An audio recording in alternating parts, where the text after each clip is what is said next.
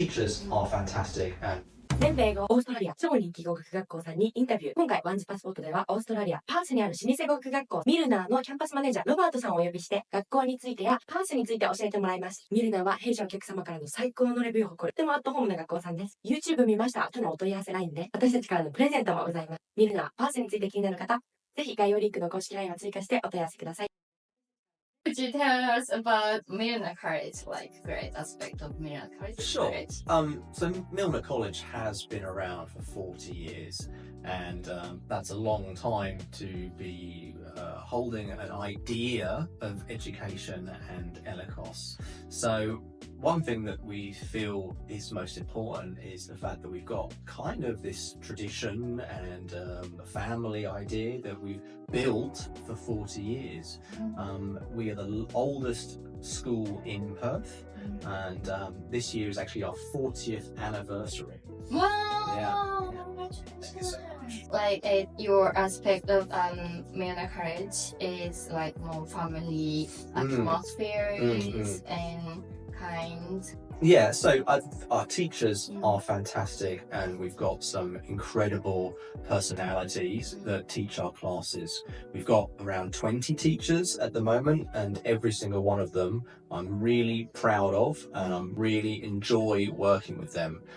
Some of the feedback we get from students are that they are really kind, they understand how to teach, they're knowledgeable, and they can go to them if they have any problems at all, or if they need extra work, or if they're worried about anything at all. I just think we've just got an incredible working team, and probably most proud of the teachers for the work they do. Yeah, and if I compare to the other school, like teacher is like after finish this class, and teacher is quickly going to the office. But with the Milner teachers, they always having after this class. Yeah, so we do that, and that's because we do want to help the individuals and the students. Sometimes as a manager that's difficult for me because I want to find the teacher to speak to them, but they're probably in the class with the students helping them on their breaks. We've got a lot of very generous teachers who are generous with their time. That includes people who are giving extra work or marking or speaking to students about their needs or their problems. That's great. Next, could you tell us about Western Australia and Perth like? Perth is beautiful. Okay, it's very, very, very culturally interesting, but also naturally interesting. It's an international city, so there is communities from a Japanese community, Brazilian communities, and different types of communities from all over the world. It's naturally beautiful because we have the most incredible beaches in Australia. They are always incredible to look at. And if you find a busy beach, you're only 5 minutes away from an empty beach. So up and down the coast we have little towns and little suburbs that have their own private beaches, and sometimes you've got the whole beach to yourself. Culturally, it's very interesting. We've got a beautiful food culture, lots of international foods and cuisines and nightlife and bars in the city, but it's also quite quiet if you want to go out to the countryside. To the north of Perth, we have big deserts. And to the south of Perth, we've got these incredible forests. And of course, all of these locations are near a beach. You have a great support program, StudyPerth. What's the StudyPerth like? So StudyPerth is open to all students. They're right in the middle of the city. They help with financial problems, medical problems, accommodation problems, and general health problems or anything like that. They're open. They also run events. So just the other week they ran this event to go to Rottnest Island. Rottnest is this beautiful paradise with these little animals called quokkas. They're very, very pretty, very, very cute. And they were doing a discounted rate for $25. Normally it's around $90 to $100. Wow! For students it was $25. So StudyPerth is a great place to go to for all assistance. And of course for certain events that they do, international events for international people. I didn't know that. I recommended to my student, but I didn't know they had a discount tour as well. Little things like this, yeah. Yeah, that's nice. And do you have a student from various countries? Yeah, so our top countries are probably, I'll put it in order, Brazil, maybe Colombia, and then Japan. Okay, so Japan's roughly around the top 3. Oh. Okay, and then sort of the rest of Asia and Europe. Okay. Some students stay for up to a year. Some students are just there for 1 or 2 weeks. Our demographic in the class is very important. We try not to have more than 20% of the same nationality, but sometimes in different levels there's sometimes the same nationalities, but we're pretty good. That's my job, so I try my best. I trust you. Right. I do my best. So yeah, so Japanese is probably one of the top 3. What is the your recommended course for the student if student would like to stay in Paris for a long time, like if they get a opportunity? Sure. It depends where the student starts, but ideally they'd just have a general English course until they're roughly intermediate or lower intermediate. Then they'll do the PET. That's a Cambridge exam. PET. Now, PET course is about 12 weeks, maybe 10 to 12 weeks. It's not a terrible idea to do the course twice and then to go to FCE. Or if you feel like you've learned a lot of English, you can do PET, FCE, and then CAE if you're going to be advanced. Wow. Not easy, it takes a long time, but if you want to advance your level of English, the Cambridge courses are a great way to do it. Okay, so what can we use the Cambridge certificate to find out there? Yeah, so a lot of the pathway courses need a 6.0 IELTS score. Now, at the moment, that's 6.0 or equivalent. All the same. So in the FCE course, if you pass that with a good score, then you are that equivalent. So you can go on to study at college or university, or if it's for your next visa, that's a good one to do. We also do a English for academic purposes, and people often do that for the IELTS scores. Yeah. It's kind of changing to the 6.0. Yeah. This time around, this month, That's hard somehow. Hard, but not impossible. No. That's the job of our teachers. Like before changing the it was like 5.5, and most of Japanese people needed to study around 24 weeks or something. Like if they wanna move on to the TAFE and with new rules, how many weeks normally? So the government has given us this 20 weeks. 20 weeks to get from 5 to 6. Okay, so they give us 10 weeks to get from 5.5 to 6. So now, just 10 more weeks to... But that's just the package of pathways. You don't have to have a packaged pathway. You can arrive on student visa for English alone, become 6 point, and then apply for the TAFE or your college. So it's only if you are already 5.5 and you need 6, or you are 5 and you need 6. Alright. So, but most of Japanese students need to start with, that general English. So it might be the best thing to do is to start with general English, then you still have 48 weeks of your visa, and then during that time, you can apply for your pathway. Okay. If they change to the bed, it's like a different level. Is that not for the visa hopping things? Well, the new rules are just new to me as well. So that it depends on the course and the college at the moment. At the moment. I understand. And do you know that she's been studying with you for 8 months Oh yeah, at the moment. Yeah. And she was just she had a 6 months visa Yeah. first, and she extended another 6 months, and it was in November last year, and she hasn't got a visa yet. Oh. I guess it's because there's a lot of people trying to get new visas. The rules have changed suddenly, and the people who are working in the department are working with the new rules, and because there are so many new rules, it's a lot more work.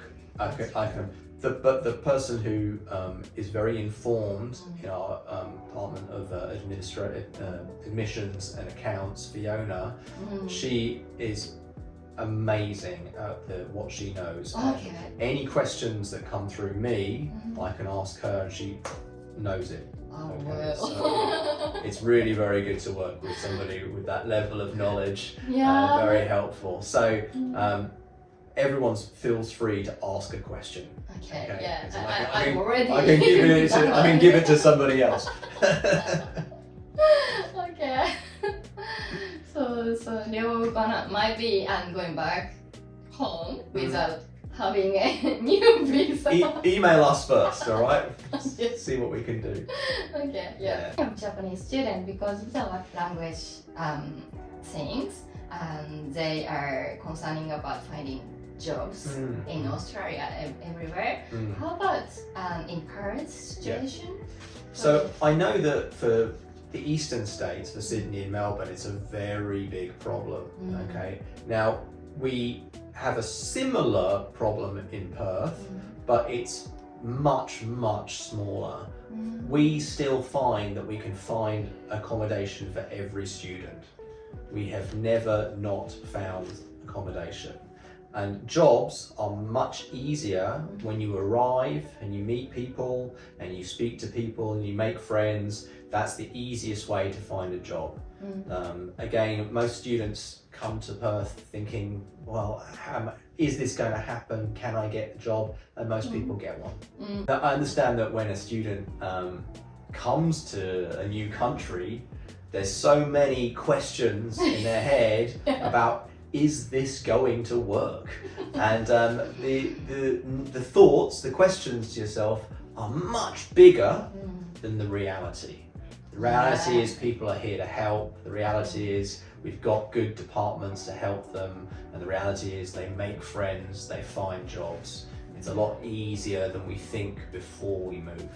Yeah, that's good one. I have to also say to the student, I have to be more confident. Yeah. So, but you know, before I came here to Tokyo, I was, how am I going to find the places?